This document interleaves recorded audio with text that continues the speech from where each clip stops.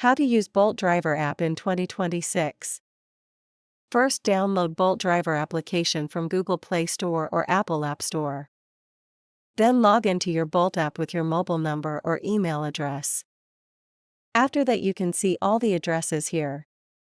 And now you will have to go and click on the magnifying glass in order to tell them exactly where are you going.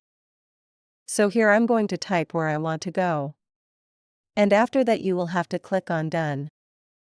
Here you can choose between the rides and the captains or the type of vehicle that you actually need. After that you can see here all the prices of each ride and how much will it cost for each one. Then you can simply click on Select Bolt once you are satisfied with the amount of money that you are going to pay and the time needed in order to go for this ride. You can actually choose the payment method by simply clicking on the payment method right here. Then you can choose between Apple Pay, cash, or add a debit or credit card. That's it.